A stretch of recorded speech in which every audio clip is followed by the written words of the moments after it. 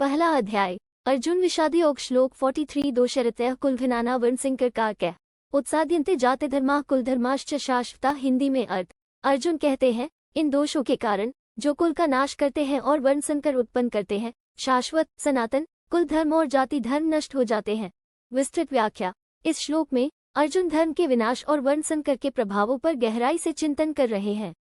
वे बताते हैं कि जब कुल का नाश होता है तो केवल एक परिवार ही नहीं बल्कि पूरी सामाजिक और धार्मिक संरचना भी प्रभावित होती है। इस विनाश के कारण परिवार और समाज के जो शाश्वत धर्म सनातन धर्म होते हैं वे नष्ट हो जाते हैं। कुल धर्म और जाति धर्म वे धार्मिक और सामाजिक नियम हैं जो परिवार और समाज को एकजुट रखते हैं और जीवन के विभिन्न पहलुओं में मार्गदर्शन करते हैं। ये धर्म हमारे आचार विचार, नैतिकता और संस्कृति के प्रतीक होते हैं।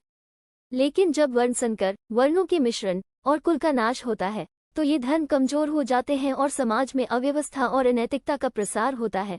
अर्जुन के लिए ये स्थिति अत्यधिक चिंताजनक है क्योंकि यह न केवल व्यक्तिगत स्तर पर बल्कि समूचे समाज और संस्कृति पर नकारात्मक प्रभाव डालती है। वे मानते हैं कि युद्ध में परिवारों का विनाश समाज के नैतिक और धार्मिक ढांचे को तोड़ देगा, जिससे समाज में अराजकता और अधर्म का प्रसार होगा। इस प्रकार अर्जुन युद्ध से उत्पन्न होने वाले इन गंभीर परिणामों के कारण युद्ध से विमुख हो रहे हैं। उनका मानना है कि युद्ध का परिणाम केवल शारीरिक विनाश तक सीमित नहीं होगा बल्कि यह पूरे समाज की नींव को भी हिला देगा, जिससे पीढ़ियों तक विनाश और दुख का सिलसिला जारी रहेगा।